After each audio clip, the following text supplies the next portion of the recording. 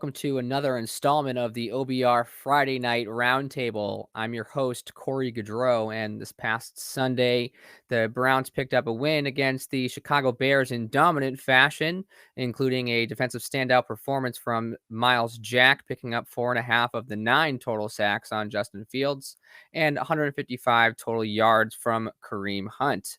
It was the first big defensive performance. Myles Garrett, not Myles Jack. Apologies. Myles Garrett with 4.5 sacks. And it was the first big performance for defensive side of the football from the Browns this season, holding the Bears to 47 total yards of offense. And again, sacking Justin Fields 9 times, but they face a much taller task this weekend in facing the 1-2 Minnesota Vikings, led by quarterback Kirk Cousins. Tonight we'll break down the Browns defense as well as what the Vikings plan to bring on both sides of the football. But let's start tonight by bringing in our beat reporter, the legend Fred Greetham. Fred, the final injury report came out today. No major surprises. Chris Hubbard, however, is listed as out despite having practiced the last few days. So what are you hearing from his side, and what else are you hearing about, like, Jedrick Wills, for example? Well, yeah, I mean, we've been reporting all week from practice that J.C. Treader typically does not practice Wednesday or Thursday, comes back Friday. He's listed as questionable, but he starts on Sunday. I think that is the plan of attack with Jedrick Wills the last 2 weeks. He has not practiced Wednesday or Thursday, come back on Friday, and then start on Sunday. He's also listed as questionable. I expect both those guys to play. Chris Hubbard missed the last 2 games with the triceps, did come back Wednesday and Thursday and today, but they are rolling him out. He's not going to play. I asked Kevin Stefanski about him particularly, and he just said that he's coming along, but probably more rust than anything, is why he's out. Greg Newsome was declared out on Wednesday, so Greedy Williams going to get his first start in about 2 years. And that's pretty much it. The only other questionable, Sion Taki, who missed last week with a hamstring. I think he'll play. So I think the questionable guys will play. I think that for sure the offensive linemen will. And that's why they weren't pushing to get Hubbard, active this week. So he's going to be sitting out another week. Any other notes from practice for the last few days? Odell said that he was surprised to be listed on the injury report on Wednesday. Was he limited at all? No, actually on Wednesday, he practiced and he was listed on the report as limited with a shoulder injury. He did indicate after the game that he felt something in his shoulder pop in or out or something like that. But when one of the reporters asked him how the shoulder was, he kind of looked perplexed. What about the shoulder? And he said, well, you're on the injury report as limited with a shoulder. And he said, well, that's news to him because he took every rep in practice. And anyway, on Thursday, he was not on the injury report. So they dropped him, whether it was, in error or what. They do have to put him on the injury report if they have any injury, even if they practice. Mayfield was on it last week, all week with a shoulder, but he was a full participant. So no OBJ. I saw him on Thursday with both hands go up high to get a catch. So if you have a shoulder that's dislocating, that isn't the type of move you make. So I think he's fine. He's good to go. I don't expect anybody. There's guys that are listed on there that have nicks and bruises, but at this time of the year, they're on there, but they're going to play. I mean, the only ones is Newsome and Hubbard. I'd be surprised if the other 3 don't play.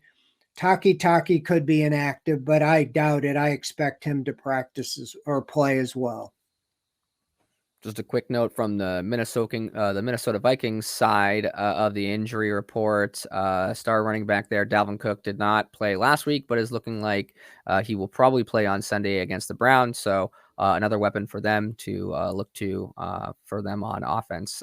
But talking about defense, Fred, this last week, after only allowing, like we said, 47 total yards against the Chicago Bears, after the first couple of weeks, the Browns were sort of middle of the road as far as it came to defense, but now jumped up all the way up to third in the NFL in yards allowed after that performance. So what did they do to continue to keep going in this direction and have more of these games like we saw this past week and try to stay in that top 10 for yards allowed?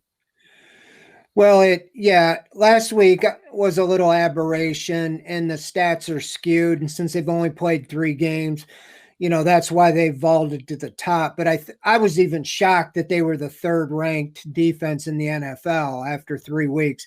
They were 14th, tied for 14th last week. So that's a pretty big jump to go up to 3rd. I don't think they're the 3rd best defense in the NFL, but I do think they have the potential to be a top 10 defense.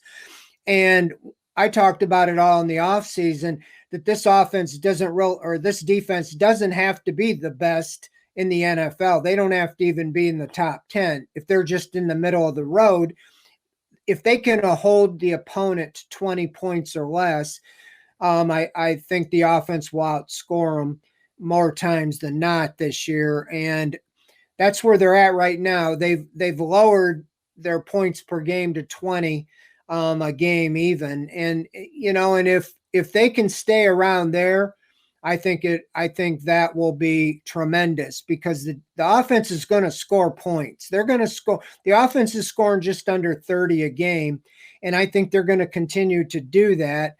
And the defense just has to give the offense a chance to be able to outscore them. I think that one thing they've been doing they're 24th in the NFL in the turnover, takeaway, giveaway ratio. They're only -2.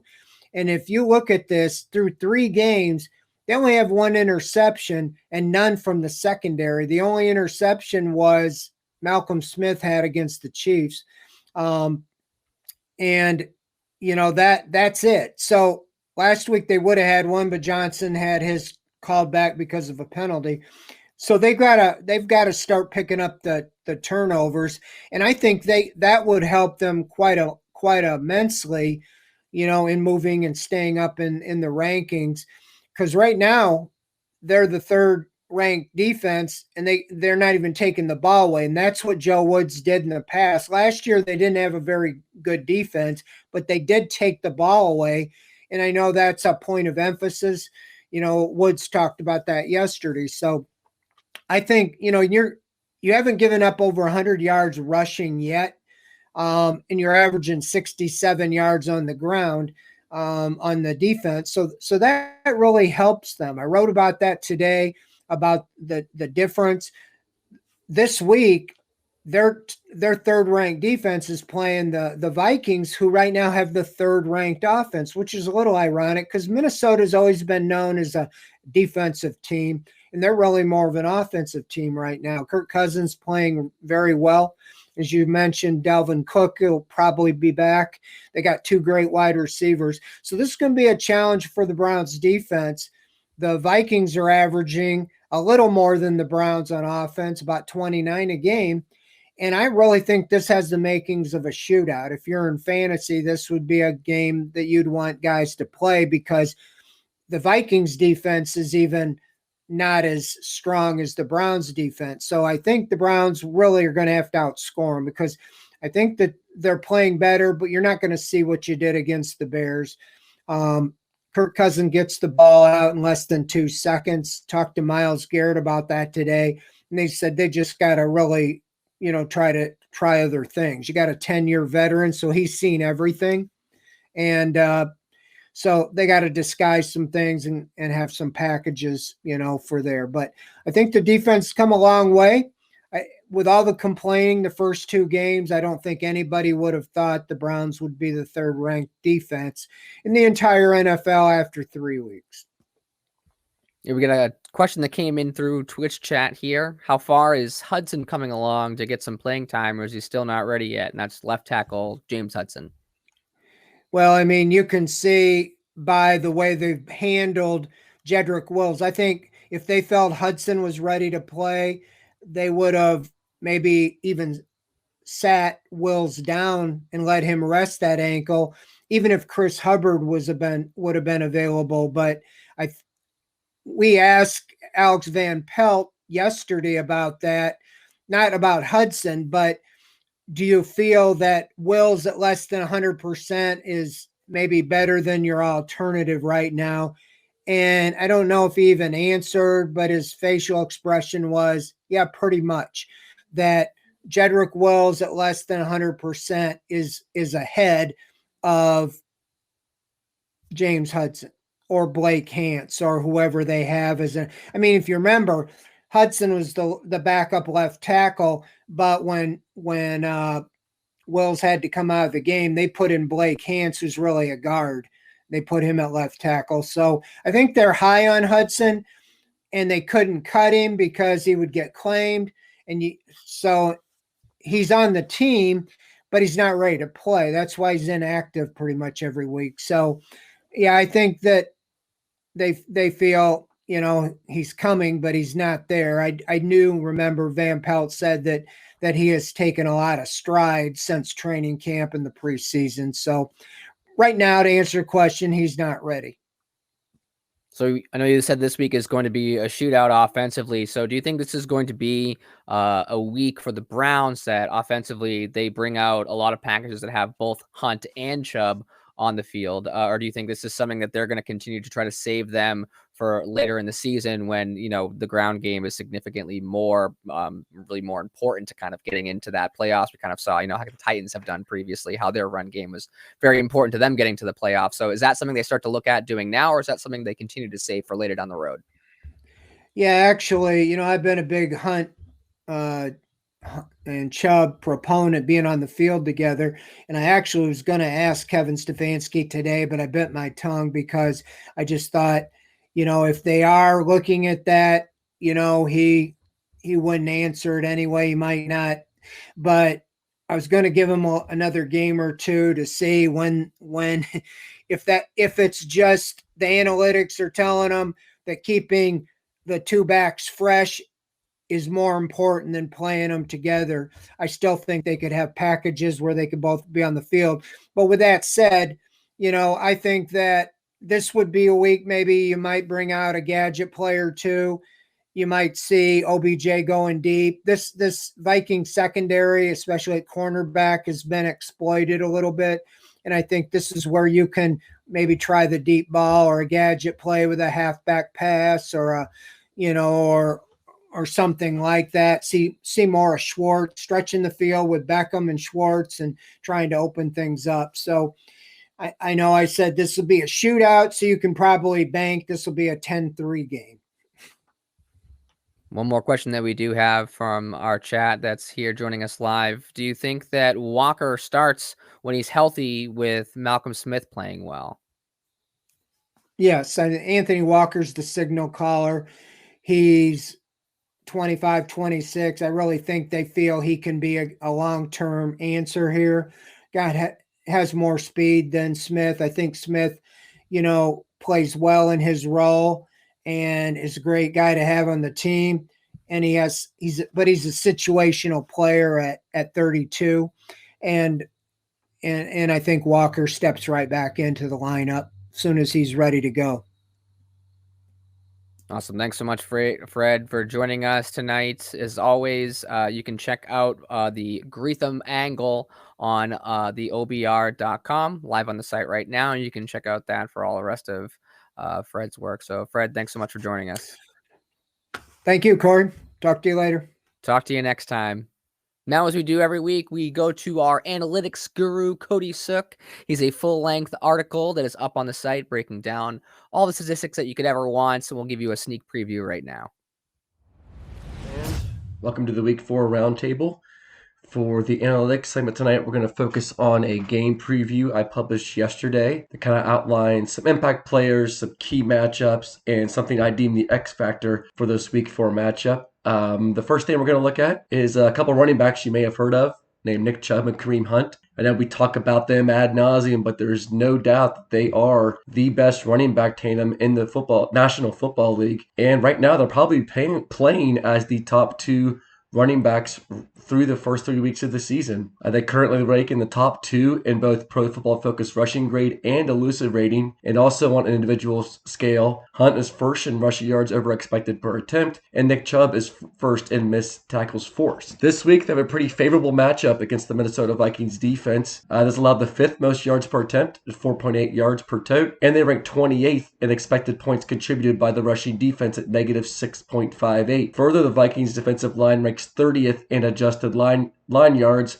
while the Browns offensive line currently ranks 2nd in the same category. This is a plus matchup for the Browns set of running backs. Even though I expect the offense to be aggressive early on to try to gain some sort of lead and then run the ball to protect that lead, I do expect Chubb and Hunt to both be involved and to both be successful against a sort of lackluster Vikings defense. The next thing I want to look at is the pair of wide receivers that the Minnesota Vikings have. We're talking about the best tandem in the league with Chubb and Hunt at the running back position. You look at Justin Jefferson and Adam Thielen from the Minnesota Vikings. They're one of the top receiving duos in all professional football. Jefferson had one of the best rookie seasons in memory for a wide receiver with 1,400 yards, 7 touchdowns, and the 2nd highest yards per route run at the position. This season, he's accounted for around 45% of the Vikings' air yards, which is the 3rd highest share of any player at the position. Thielen is the 2nd highest targeted player on the team with 24 targets thus far this season, and he has hauled in 87.5% of his receptions, 181 receiving yards, and a team-leading 4 touchdowns. Somebody to look at this week is Greedy Williams, who has to step in for the injured Greg Newsome.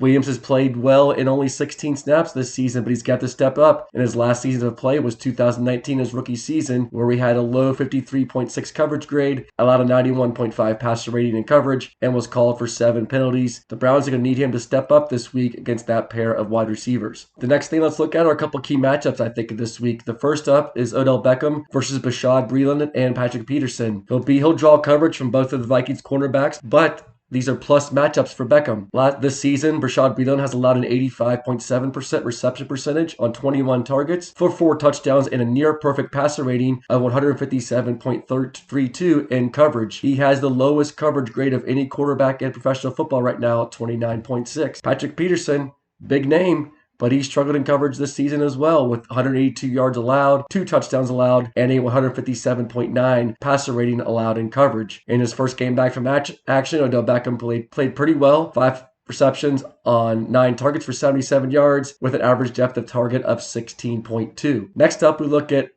an edge rusher you guys might be familiar with, named Myles Garrett. He's going to take on Vikings offensive tackle Rashad Hill. As we all know at this point, we've talked about it ad nauseum, but everybody across the nation's been talking about Myles Garrett had 4.5 sacks last week versus the Chicago Bears, and he had a position-leading 46.2 pass rush win rate and a 25.0 pass rush productivity. He currently leads all edge rushers in quarterback pressure percentage at 22.4% and points saved at 0.5. Vikings left tackle Rashad Hill has been okay this season, but not great. He ranks 47th in qualifiers at that position in pass blocking grade, 49.4, and is 32nd in pass blocking efficiency. The Vikings haven't allowed a lot of pressure this season as a group on the offensive line, which is a segue into our next section, which I believe is the X factor for this matchup, and that is generating pressure on veteran Vikings quarterback Kirk Cousins. Thus far in 2020, Cousins' average time to throw, i.e. the time that elapsed from the snap to his throw, has been 2.4 seconds, which is the 3rd fastest among all qualifying quarterbacks. He has gotten rid of the football in less than 2.5 seconds on 56.8% of his dropbacks, which is the 5th most in the National Football League. On those throws, he's 55 of 71 for 466 yards, 5 touchdowns, and 0 interceptions. Correspondingly, he's only been pressured on 27% of his dropbacks this season, which is the 6th lowest among qualifying quarterbacks. Now, that's not to say that the Browns are going to struggle to generate pressure on the quarterback this week. It's just something we want to see from defensive coordinator Joe Woods, is to be creative in his blitz schemes and in disguising coverage against a veteran quarterback who can easily decipher when a blitz is coming or what coverage the Browns are in. The defense is currently 2nd in sack percentage at 16%, and also in quarterback pressure percentage at 46%, but they will look to build on that this week against a Vikings offensive line that currently ranks 16th in pass blocking grade. This is another game the Browns should win. It's a prime opportunity to go in 3-1, but you have to show up on Sunday. You have to play a pretty good football game against a Vikings team that is probably better than what they're 1-2 record shows right now. They've played some pretty close games, had some bad luck with the bounce of football, and they faced the second most difficult schedule from a DVOA perspective at 25.0% per Football Outsiders. Show up on Sunday, play a good football game, and I think the Browns will win this one. Take care, everybody. If you're enjoying tonight's show or any of the other shows that we do here on the OBR, a great way to support the channel is to subscribe right here on Twitch. And we appreciate all of you for joining us here to live tonight. We actually went ahead and gifted 5 subs out to 5 of the viewers here joining us live here on Friday night. So thanks to and congrats to Hot Damn 89, Bradward 12, CM Dog, Ty Seals 2424, and I don't know, I'm never going to pronounce this guy's name, JT19. I'm just going to say congratulations to the subs and thanks for all to joining us. Thank you to everyone who has subbed tonight too. And yeah, again, if you are looking to support us, Twitch subscription is a great way to do so. So thanks everyone for tuning in tonight. So moving right along with the show, we get to welcome 2 of the show at this point. The OBR's very own film guru. We've got Jake Burns joining the show here on the Friday night OBR Roundtable. Jake, how's it going? Hey, not bad, Corey. Not bad for a Friday night. Thanks for having me, man. Absolutely. We've got quite the opponent here coming up on Sunday. The Minnesota Vikings, their record says 1-2, but it's a little bit of a lopsided, interesting record for them. A lot of the, first 3 games is really interesting for the NFL to see the records of teams. Kirk Cousins is off to an interesting start as well. 8 touchdowns, no interceptions. So no blemish really for him on the offensive side of the ball. But so what are you seeing from the Vikings so far? What can we expect from them on Sunday? Well, really, as an underlying principle, they're similar. They're as similar to Cleveland as any team they will play this year. They're structured offensively in a very similar way, but the baseline of what they do defensively is pretty. It's not identical, but it's pretty close, and that's kind of how you should feel about the offense too. The offense is a little. It's a little different. They do more 11 personnel. Last year, ironically enough, the Vikings were the NFL's least often user of 11 personnel, 27%. They're up near 50% right now, so that means they're using 3 wide receivers way more than they used to. They're still using two running backs often, so a true running back and a fullback. They really like CJ Ham, their fullback, and they will also now, instead of using a second tight end, they lost their talented young tight end Irv Smith Jr. In the preseason to a season-long injury. They will just use a third wide receiver, KJ Osborne, that they really like. So for reference sake, they used 4 wide receivers last year, only 6 times. So in any given formation, you could have 4 wide receivers and 1 tight end. You could have 4 receivers and a running back. They call that 10 personnel or 0-1 personnel. They only did that 6 times last year. They're already in the 21 snap mark for those personnel groups. So they're different than Cleveland, but pretty similar too. Their baseline is wide zone. They're trying to stretch defenses horizontally to challenge them and create running lanes or passing lanes vertically. It's a big part of what they do. They have 2 very, very good receivers. Justin Jefferson has, as perfectly as they could possibly handle the end of the Stephon Diggs era, as messy as that got, the 1-for-1 swap in of Justin Jefferson with the pick they acquired from Buffalo has been probably not discussed enough nationally, how seamless that transition was to keep their wide receiver group at a high level and for far cheaper, right? In a rookie contract. So Jefferson and Adam Thielen are going to provide the biggest challenge from the singular wide receiver position. Obviously, Tyreek Hill and Travis Kelce as a duo are better, but those 2 between Thielen and Jefferson, they are going to present challenges on the outside often. So that will be a unique thing for this game. And then it seems like Dalvin Cook is heading back to this one as well, coming off his injury. And if you pair him with Alexander Madison, their second back, their rotational back, who had a great week last week, who was coming into his own, you got a really good 1-2 punch running game wise. So you can see the similarities where Cleveland and Minnesota are pretty similar at the skill positions. I would say Minnesota has a clear wide receiver advantage with their top 2 guys. But, to me, where Cleveland's advantage lies looking at pure personnel is in the offensive line. Minnesota has invested like crazy along the offensive line. They're starting Brian O'Neill, who just got his second contract, was a 2018 second-round pick. Garrett Bradbury was a first-round pick. that they made in 2019. They're the couple of young guys that are playing up front still. Wyatt Davis, they drafted in the 3rd round. They drafted Christian Darrisaw in the 1st round. They're investing, and I think based on what my guest told me on my podcast earlier this week, they're among the NFL's leaders in draft investment in their early portions of the draft in offensive line capital. Now, that offensive line is not playing anywhere near as good as Cleveland. Ezra Cleveland is another name I should have mentioned. Their guard was a 2nd-round pick in 2020. They're not playing anywhere near as good as Cleveland, but they're investing in it, and they expect that group to come along. So pretty good. But, the challenge for the Browns is going to be, and the good thing for Cleveland is they have seen this offense, right? You saw it's pretty similar. You saw this whole thing happening, transpiring in your own training camp. So that you hope helps. Flip side, same for Minnesota, but you do hope it helps, to sort of counteract some of the things that might be foreign to some teams, right? Who are not accustomed to seeing it, not accustomed to seeing that offensive style, because it is a challenge marrying the run pass as well as Cleveland does and as well as Minnesota does. So you hope that works in the Browns' favor a little bit. Then defensively, it's a group that's probably living more off reputation than anything else, to be honest, Corey. It's got some names that are still really good. Danielle Hunter's pretty dang good. Harrison Smith's pretty good, although Harrison Smith, who's been a great safety in the NFL for some time, has clearly lost a step or two.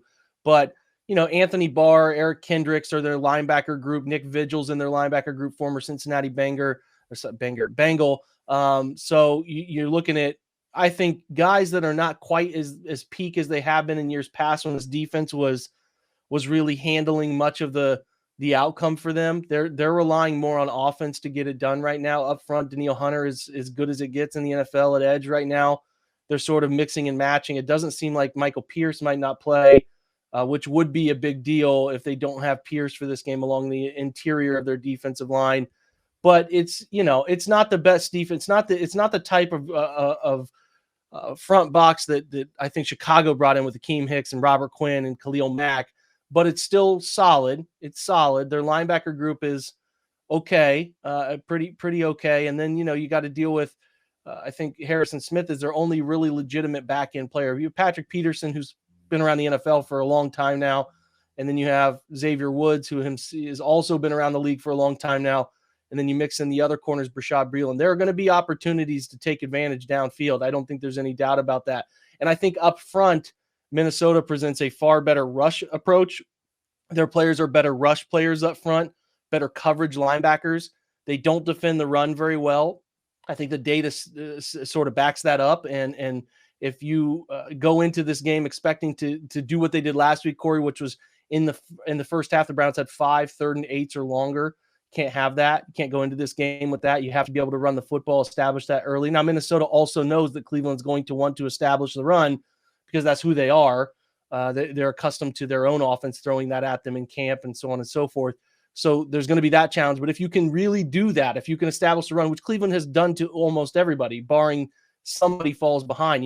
Cleveland is so rare to see them fall behind heavily early because that's when the run game gets nullified. But if Cleveland is able to run the football, it'll help set up some shot plays downfield because I don't think Minnesota has a very good secondary. If they're forced to play run pass conflict, right? If they can sit and they're up 14 points and they can sit back and play pass, they'll be fine. Most NFL teams are fine in those scenarios, but Cleveland will have to put a run pass conflict in play, and that's always the goal for the Browns anyway. So, listen, these two franchises are very similar. I think the Browns have better personnel. But it comes down to, like I've always said, in these games, I think both teams are going to be really schemed up well. They're going to present things. Let me throw it this way. They're not going to surprise each other. They know what each other's going to do. It's no secret. They're both well-versed in the styles of both sides of the football.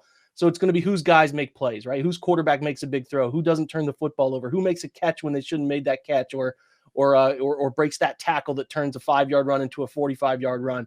That's what it's going to come down to. I don't think we'll look at this game and be like one team out-coach the other. I think it's going to be, okay, these are the 5 difference-making plays where Cleveland's guy or Minnesota's guy made the play and the other team did not make that play, and that's the difference. So, again, I think it's pretty coaching neutral in this one, partly because they know each other so well. But, yeah, that's kind of where I'm at with it. It's going to come down to whose guys make plays in this one for sure. So the first 2 weeks defensively, Cleveland sort of played a bit back off of the receivers, kind of keeping everything in front of them. Last week against Chicago, a bit more of that bump and run, a lot tighter on the wide receivers, made it a lot harder for Justin Fields to kind of make some of those first read options. Do you think with a couple of star level wide receivers this week and Greg Newsome being out, Greedy Williams coming in, are they going to take a similar approach to last week, maybe relying a bit more on the pass pressure, the pass rush there to be able to kind of help their secondary? Or are they going to look towards maybe something like the first couple of weeks where they're going to try to keep most everything in front of them? I would imagine it's a little bit of both. I think they'll probably approach some drives that way, Corey, trying to keep things in front of them and funnel things and make tackles and make Minnesota make a 10-15 play drive. But I also don't think that's something that Minnesota's foreign to. And I think Kirk Cousins likes to play football that way. He has no issue taking what you give him. So you better mix up your approach. I like that the Browns, when we broke down the tape on Wednesday's Chalk Talk session, we broke down the fact that the Browns were able to throw some counter schemes in the secondary to what they normally do, what they would be scouted to do. There were some things that were thrown in their direction, Chicago's direction, that were not things that they prepared for, right? Counterbalance to, if you play cover 4 and you run a poach check, now let's run cover 6. And we just tweak the coverage a little bit to cut down some of the popular route concepts Chicago likes. I don't know if Cleveland will be as comfortable doing that this week, partly because Kirk will take advantage. And I think Minnesota has a better offensive line than Chicago. But the goal here, above all else, is confuse Minnesota. You have to confuse them. If you allow Kirk Cousins to continually drop back when he's asked to drop back and throw his first read, it will be a long day. There's not a doubt about that in my mind, because he is usually getting his eyes in the right place, and he is a hot quarterback right now. He's a hot, cold quarterback, similar to how Baker is, right? When they start seeing the field well, when they start really pairing their thought process with the OC in a perfect form, then they're dangerous because they can deliver the football where it needs to be delivered. So, the goal for this week, if we look back on it, the Browns play well. I always target that 5 number between sacks and turnovers. You got to get to 5 to have a really dominant game, in my opinion. And if we look back and they got there, it's because they got Kirk Cousins to come off of his first read a time or two when they needed it, force some 3rd and longs, right? And then 2, force Minnesota into some situations that they didn't want to call plays in. That means continuing to do what they've done in the run game, which is bottle up run game at the line of scrimmage. Not allow the running attack of any team to be a difference-making effort in a game. So that's what you need to do, especially against a good running back. And again, Minnesota, like Cleveland, they want to run the ball. They'll throw it when they need to, and they're throwing it well right now. But at the core of what Clint Kubiak and what Minnesota wants to do with their fullback approach is run the football. And if they can't, it'll make things just a little bit harder. And you need it to be a little bit harder for them for sure. T-Lister has a question from our chat tuning in. How do we feel about Greedy filling in for Newsome, considering we're going against these 2 wide receivers and Allen and Jefferson? It could be worse, right? There's plenty of teams who wish they had a 3rd corner that could step in and play on the outside as talented as Greedy. It's just a matter of Greedy feeling comfortable with what they're asking him to do. He has not played a full season under Joe Woods. He's essentially a rookie in this system because his first year was under Steve Wilkes, and that's a completely different approach than what Joe Woods has done. So as long as Greedy's comfortable, which if you listen to his audio this week, he seems comfortable. He had a really nice pass breakup in a cover 6 situation. He played 8 snaps and graded well last week. Again, he's in the right place when he needed to be. That was only 8 snaps, but again, all you can do is judge what you've seen. He seems comfortable. He seems okay.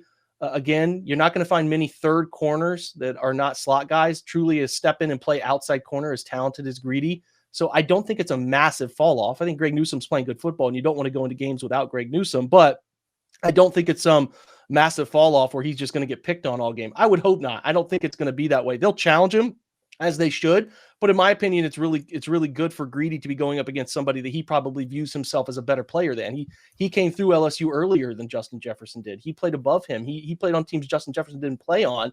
So it's like, okay, this guy wants to challenge me. I got no problem with that. So, that's the thing too. Like, where's Greedy at mentally? Does he feel comfortable with the stuff he's going to be asked to do? And I think he does and will. And, he could ultimately end up being a problem. But for now, I don't think you can really sit here and fear it, because I do think he's a talented football player. Paul K. Spencer's got a question for you. Jake, I know Stefanski would have us believe this is just another game, but do you think the team really wants to win this one for their coach? I absolutely do. I think that's a great point, Paul, and probably something people have not talked about enough. You talk about Kevin's perspective on this, and Kevin he's smart. Kevin wants to win every week, and he's very week to week regimented. The next game's the important game, the next game, and every game's the same. And he's going to say that he wants to win more. Kevin would never publicly admit that, but he definitely wants to win more. He'll never say it, but if the guys love Kevin Stefanski like we think they do, They know it's personal. He didn't get the job there when they thought they were going to fire Zim. That little blurb has been out there this week where they were going to move on from Zimmer to allow Kevin to take that job. He was a rising star in the Minnesota franchise. He'd been there. He committed a decade of his time to that place. They didn't move on from him. They kept him. They chose Zimmer over him.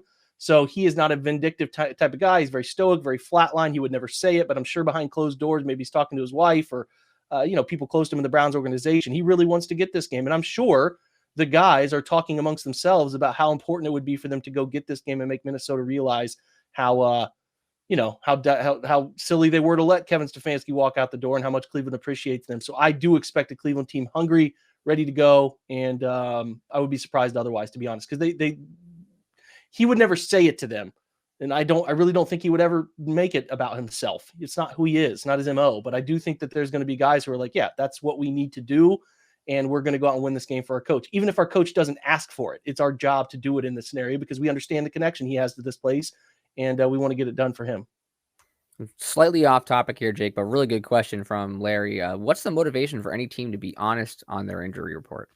The only time you'd see somebody be honest is if they want to eliminate noise, right? You've seen the Browns do it twice with Odell and Greedy. Or it's not Greedy, but Greg Newsome, right? If you don't want to answer those questions toward the end of the week, you just roll them out early. That's honest, right? You could play it out. You could play it out and say, maybe he's going to play, maybe he's going to play. But the reason to be honest would be so you don't have to answer questions on it, right? Like you don't have to sit there and say, well, we'll see about Greedy. It's kind of what the Browns learned their lesson with week 1 with Odell. Clearly, like Brad Steinberg noted, there was no plan for Odell to play, barring some miraculous feel-good story where he just out of nowhere felt right. But the week 3 report was pretty known. So, there's not always a motivation. There's really not. But at the end of the day, you're not gaining much because if you're questionable on the injury report, teams will prepare for and for you and not for you. So it's not like they're ill prepared for a scenario.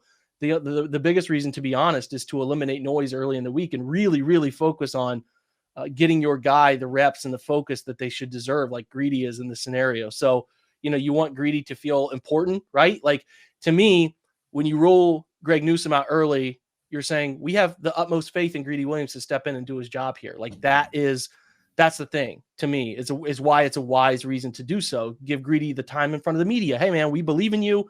We think you can handle this role. And we're going to be very open and honest about this scenario. So there's not ever motivation to be that honest, but you have to be to an extent because the NFL mandates it. It's not like you can just throw these things up out of nowhere. The NFL will start getting suspicious and they'll start hunting around and finding things. But, I find that teams are more overly cautious. JC Treader is going to always play, but they have to list him if he's not practicing as questionable, right? If he gets those vet days off, they'll just list him as questionable. So it's really personal preference, but every scenario is different. And to me, like, you're going to be honest if it favors you, and you can't be completely and utterly dishonest or teams start to pick up on your trend. If you continue to say every single week, well, we're going to have Jed Wills as doubtful. And then all of a sudden, miraculously, he's playing every week. Oh, okay. Well, then he's going to play, like eventually it gets worn out, and it's not that big a deal unless it's a quarterback, like, because quarterbacks kind of completely change game plans. It's not that big of a deal to sort of spring it on somebody, if that makes sense. And sure does. And we greatly appreciate you stopping by again, Jake, answering some questions and providing your insight to us. Going to be a really awesome game to break down afterwards. Like we talked about earlier with Fred, 2 seemingly very mirroring teams here at a crossroads in their season. So just a reminder, we've got Jake's Baker Film Room is now moved on Wednesday nights at 7 p.m. So the next time there, we'll be wrapping things up and talking about this game sometime there in the future. So make sure to check that live and check out the site on Monday and Tuesday for film rooms from the Vikings game. All right. Thanks for having me, Corey. Thanks, Jake. We'll talk to you soon. All right, lastly, a bit of a short show for us tonight, but we're going to finish up like we always do with the web dork, Barry McBride, publisher of the OBR, to take us around the AFC North. And Barry, since we last talked, we were kind of talking about, who's in it, who really isn't in the AFC North. But since we then talked about that, the Bengals have picked up not 1, but 2 wins and over the Pittsburgh Steelers last Sunday, and then last night over the 0-4 Jacksonville Jaguars. So the Bengals are now 3-1. So are they the real deal now, or what's going on with Cincinnati? I want to assure you that they are not the real deal. It is a mirage down there in Cincinnati, and the whole thing's totally out of control at this point. Obviously, you pointed out that they played a rather hapless schedule. So if you find yourself tempted to take them seriously, please avoid that at all costs. Do not take them seriously. One thing to remember, especially after last week, is that this is a team that lost to the Chicago Bears. And in addition to losing to the Bears, they played the mighty Jaguars and Steelers. More on them in a second. And they're so excited, they're chanting MVP, their doomed quarterback. Last night's victory over the Jacksonville Jaguars was a game where they were down 14 points to Team Urban, which is an embarrassment. And granted, they clawed their way back into it and finally won. But the team simply has too many weaknesses to be considered to be a threat. Their front seven, I'm not a believer in them. I don't believe that Larry Ogunjobi is going to take them to the promised land. And their interior offensive line is a quarterback injury waiting to happen. So they've got a number of problems. And once they start facing better teams, they're going to find out that the only thing stopping them from winding up in the cellar of the AFC North is the horror that is the Pittsburgh Steelers. And the Steelers did win their week 1 game in spectacular fashion. And now sort of since then have kind of sputtered out. So that first week we were here on the Brown Table, like, oh, is there something here? Is this something we're actually going to worry about this season? And now just 3 weeks later, it kind of looks like they're sort of trending downwards at the moment. Big Ben really struggling at the moment. Do they have any chances of salvaging this season? Or do we think that they're going to end up down in the dumps with where we project Cincinnati to eventually end up? No, the Steelers are who we thought they were. They are going to be the last place team in the AFC North. And they're going to Green Bay to play this weekend, which is not a good thing. Just not to put too fine a point on it, Aaron Rodgers still has it. Ben Roethlisberger does not. And the Packers will win. There's my analysis of that game. You can tell what's going to happen based on the quarterbacks. Now, the Steelers' offensive line is what's really dooming them as much as Roethlisberger, finishing out his career in a somewhat embarrassing way. They've got too many problems to either establish a running game or to protect Roethlisberger. They still have a lot of weapons on offense at wide receiver and at tight end, but they're wasted when Roethlisberger has no time to throw the ball.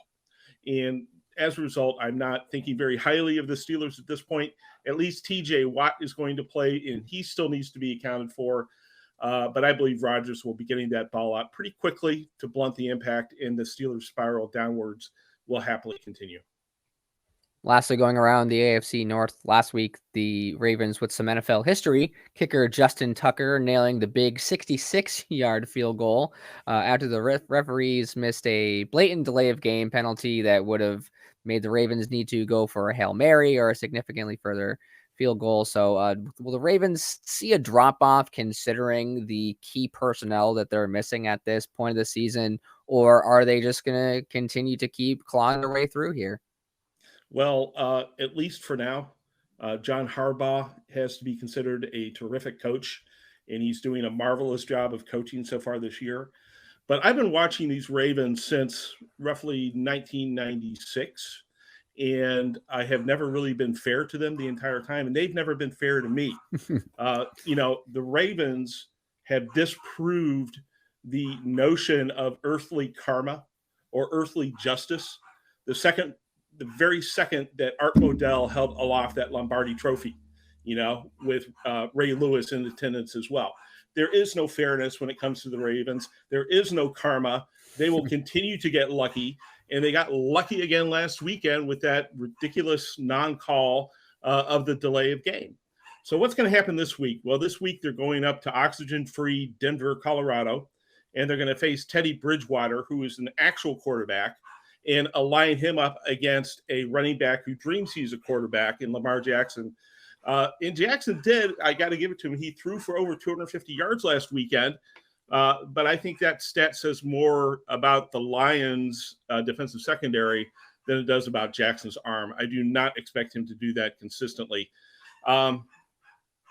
So this team manages to eke out a victory over KC and then goes and almost loses to Detroit, 0-3 Detroit, which is a horrible, horrible team.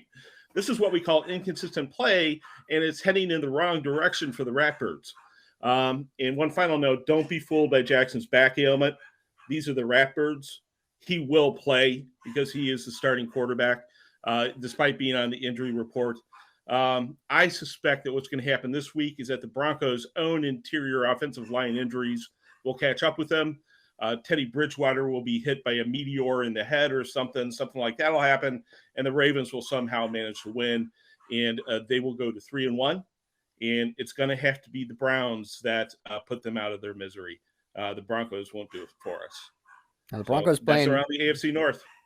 Now the Broncos playing pretty good football right now. They're 3-0, They lead the league in point differential right now. So they're playing offense and defense currently. So it'll be interesting to see that level of consistency come from the Ravens. You know, you're going to be playing against a football team that's playing good football right now for sure.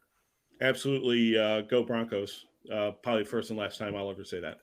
I know every once in a while you catch yourself cheering for, the Broncos, or the times when you're cheering for, the Arizona Cardinals or what have you, And I am old enough to truly remember when we all hated the Broncos. They were our nemesis. But for this week, they can go out and beat the Ravens. That's fine. Get to it. All right. So every Sunday for the Browns games, Barry, you've got a nice comfy spot down there that I see we tune in on Sundays to watch you. So where can the people tune in to see you? Where can they come in person if they want to sit down and hang out and watch the game? Well, I will be at Old River Tap and Social in Rocky River. It's on Detroit Avenue. Very easy to find, close to the freeway. Fred will join me during the game, and he'll be there as we watch the game. And Brad Stainbrook has threatened to make an appearance as well. So there will be at least 3 of us hanging out down there at Old River Tap and Social in Rocky River, Ohio. Would love it if somebody from the OBR came by, said hi, and made their presence known. It would be fantastic. Excellent. So the Vikings so far lost all of their road games, won their one home game. Cleveland's going to go in there and something's got to give this weekend. So we'll see how the Browns do. And like we said, a matchup that looks pretty close on paper for a number of reasons. So big game for both teams, going to 3-1 and 1-3 for both teams. Big point of the season for sure. So we're really excited about this game. We'll see how it goes. Barry, thanks so much for joining us, for Fred and for Jake, for Cody, everyone else for joining us. Thank you all for tuning in tonight. We'll catch you on Sunday for the pregame show.